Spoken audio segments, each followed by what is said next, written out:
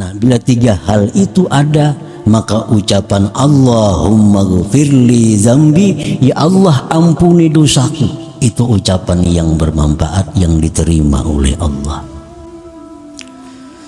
Nah, selama kita belum bisa berpisah dengan dosa, belum menjauhkan diri dari dosa, ucapan Allahumma ghfirli itu disebut dengan istighfarul kadzabin, itu istighfar orang-orang yang pendusta. Shalli wa sallim ya salam ala nabi khairil anam wal ali wa sahbihi. Bismillahirrahmanirrahim. Assalamualaikum warahmatullahi wabarakatuh. Alhamdulillahirabbil alamin. Allahumma sholli ala sayyidina Muhammad wa ala ali sayyidina Muhammad. Sahabat channel Al-Madinah yang dirahmati Allah, kembali pada kesempatan yang mulia ini kita akan sama-sama mendengarkan tausiah yang akan disampaikan oleh guru kita Al-Mukarram Kiai Haji Muhammad Bakhit atau Guru Bakit. Semoga dengan wasilah tausiah ini Allah Subhanahu wa ta'ala menambah ilmu kita. Mari kita simak videonya, tausiahnya hingga akhir. Apabila bertobat seorang hamba kepada Allah, tobat, dan dia mencita-cita untuk istiqamah, mencita-cita untuk istiqamah dalam tobatnya, artinya mempertahankan tobatnya itu, dan dia bercita-cita berhenti dari segala dosa, maka di kemudian hari dia jatuh dalam satu maksiat, dia jatuh dalam satu dosa, dari ketiadaan rencana, dari ketiadaan sengaja jatuh dalam dosa, maka hendaklah dia tobat lagi kepada Allah dan mencita-cita lagi untuk istiqamah, untuk selalu istiqamah terus menerus dalam tobat, walau marrat, walaupun beberapa kali, walaupun 70 kali sehari. Karena barangkali dosa itu adalah merupakan dosa yang terakhir yang ditakdirkan Allah kepadanya. Nah, para muhibbin rahimakumullah, jadi tobat kepada Allah ini tidak ada batasnya. Berapa kali sehari kita tobat, makin banyak tobat maka Allah makin suka kepada kita.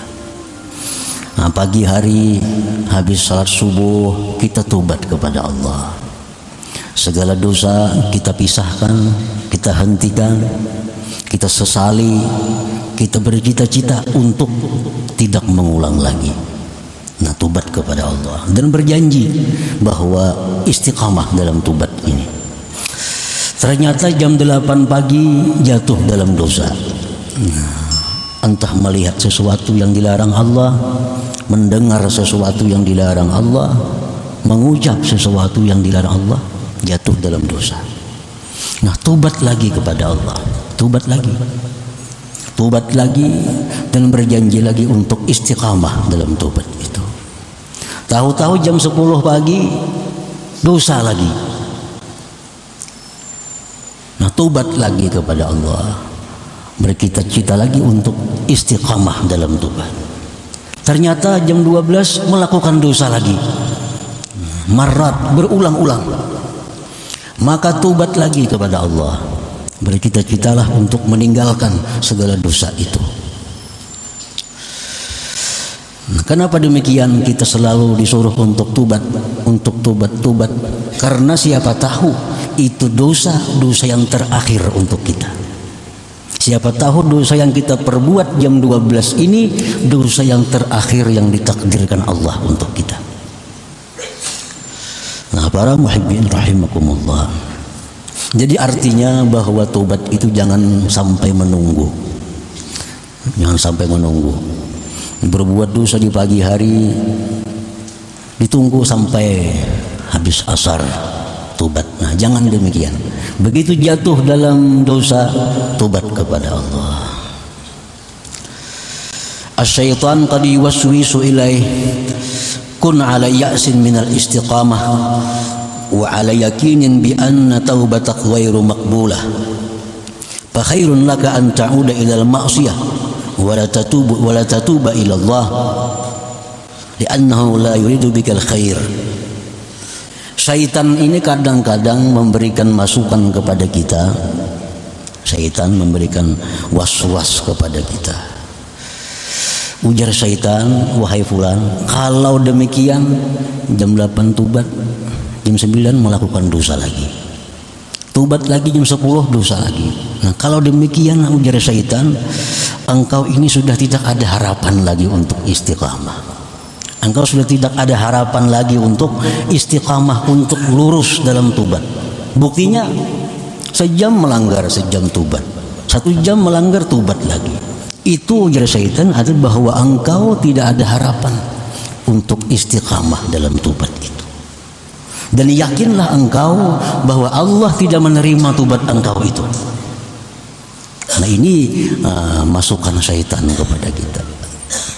Karena ujar syaitan, kalau tobat yang diterima itu pasti akan menjauhkan dari dosa.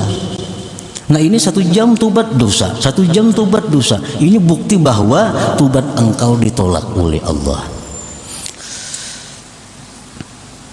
Sebaiknya engkau kembali kepada maksiat. Kada perlu tobat lagi sudah kepada Allah. Karena Allah tidak menghendaki engkau ini jadi orang baik. Allah tidak menghendaki engkau menjadi orang baik. Nah, itu bagian dari tipu daya syaitan kepada kita. Atau bisa pula syaitan mewaswisi kepada kita, jangan tobat, kumpulkan dosa sebanyak-banyaknya.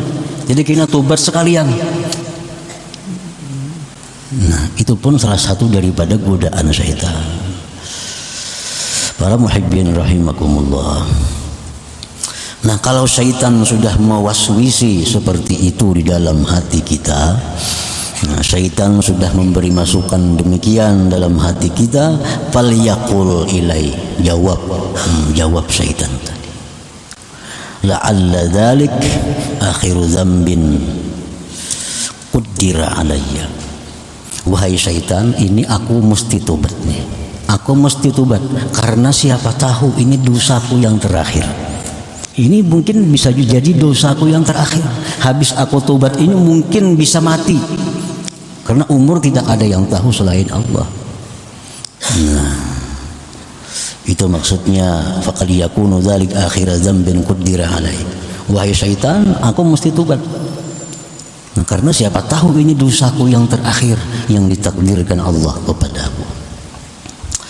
Inna Rabbi ghafurun rahim. Wahai syaitan, bahwa Tuhanku itu pengampun lagi penyayang. Walaupun aku 1000 kali sehari berbuat dosa, aku selalu tobat, Allah mengampuni dosaku. Dan Allah tidak akan marah kepadaku dengan demikian. Yuhibbut ta'ibin. Allah itu cinta kepada orang yang tobat. Nah, 3 perkara itu cukup untuk melumpuhkan tipu daya syaitan yang menggoda kita untuk meninggalkan tobat atau menunda tobat tadi. Nah, para muhibbin rahimakumullah, Allah Subhanahu wa ta'ala berfirman, Qul ya ibadiyalladzina asrafu ala anfusihim la taqnatu min rahmatillah. Katakan wahai Rasul, hai hamba-hambaku yang telah melampau batas atas diri mereka. Hamba-hambaku yang melampau batas artinya yang banyak melakukan maksiat-maksiat, yang banyak melakukan dosa-dosa. Katakan kepada mereka, janganlah putus asa dari rahmat Allah. Jangan putus asa. Jangan beranggapan dalam hati, aku tidak mungkin jadi orang baik. Aku tidak ada harapan jadi orang yang saleh. Karena banyaknya dosa yang kau lakukan, zina, riba, minum arak, judi, menipu, mencuri, banyaknya dosa yang kau perbuat, berat untuk jadi orang baik. Nah, anggapan seperti itu dilarang oleh Allah. La taqnatu min rahmatillah. Jangan putus asa dari rahmatnya Allah. Wa qala ta'ala, firman Allah, la yai'asu min rauhillah illal qaumul kafirun. Orang yang putus asa dari rahmat itu, itulah orang-orang yang kafir kepada Allah. Orang yang merasa bahwa dengan banyaknya dosa Allah kada akan mengampuni dosaku, itu anggapan orang-orang yang kafir kepada Allah. Atau kita menganggap orang, wah itu luar biasa jahatnya, Allah kada akan mengampuni dosanya. Merampok ada lawan inya, mencuri ada lawan inya, semuaan ada lawan. Itu terlalu berat lawan Allah. Allah kada akan mengampuni dosanya. Nah ini sikap orang yang kafir kepada Allah. Wa qala ta'ala, dan firman Allah, innallaha yuhibbut tawwabin wa yuhibbul mutatahhirin. Sesungguhnya Allah cinta kepada orang yang tobat, kepada orang yang tobat, dan Allah cinta kepada orang-orang yang mensucikan dirinya.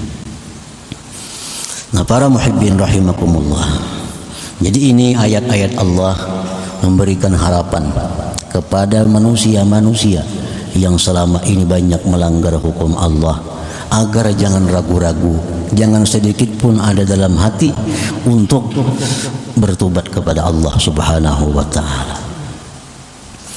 Di dalam sebuah hadis qudsi disebutkan bahwa Allah berfirman, aznaba 'abdun dzamba faqala Allahumma ighfir li dzambi, faqala Allah ta'ala aznaba 'abdi dzamban fa'alima anna lahu rabban yaghfiru dzamba wa ya'khudhu bidzambi. Berbuat dosa seorang hamba, lalu hamba itu berkata, Allahumma ghfirli dzambi, ya Allah ampunilah dosaku. Nah, ucapan Allahumma ghfirli dzambi, ampuni dosaku, itu ucapan seperti itu bermanfaat apabila satu menyesali, yang kedua menjauhkan diri dari kemaksiatan itu, melepaskan diri dari kemaksiatan itu. Yang ketiga, niat tidak akan mengulang lagi. Nah, bila tiga hal itu ada, maka ucapan Allahumma ghfirli dzambi, ya Allah ampuni dosaku, itu ucapan yang bermanfaat, yang diterima oleh Allah. Nah, selama kita belum bisa berpisah dengan dosa, belum menjauhkan diri dari dosa, ucapan Allahumma ghfirli itu disebut dengan istighfaru kadzabin. Itu istighfar orang-orang yang pendusta. Nah, kita masih bergelimang dengan dosa, masih berada di tempat-tempat dosa. Di situ kita minta ampun kepada Allah, itu minta ampun orang yang bohong. Ini ucapan Allahumma ghfirli dzambi tidak ada manfaat baginya. Jadi Allahumma ghfirli, ya Allah ampuni dosaku, itu setelah melakukan tiga hal. Sesali dosa yang diperbuat, nah, jauhkan diri, lepaskan diri dari dosa itu. Kita yang kuat tidak akan mengulang lagi. Ucapkan Allahumma ghfirli dzambi, nah itu bermanfaat. Nah, para muhibbin rahimakumullah, misalnya umpamanya laki-laki memakai pakaian yang diharamkan Allah, laki-laki memakai pakaian yang diharamkan oleh Allah. Nah, kan laki-laki haram memakai emas contohnya. Nah, bagalang emas, orang laki-laki ini bagalang emas, baka kalung emas, bebunil sebelah emas. Nah, di saat yang demikian si laki-laki ini berdoa Allahumma ghfirli, ya Allah ampuni dosaku. Nah, ungkapan itu ditolak oleh Allah. Kenapa? Sebab karena dia ucapkan itu keadaannya bergelimang dengan kemaksiatan. Nah, lepaskan gelang emas, cincin emas, kalung emas, bunil emas, lepaskan semua, sesali, nah hanyar Allahumma ghfirli. Nah, itu akan bermanfaat, akan berguna. Para muhibbin rahimakumullah, seorang hamba berbuat dosa lalu dia mengucapkan Allahumma ghfirli dzambi, ya Allah ampuni dosaku.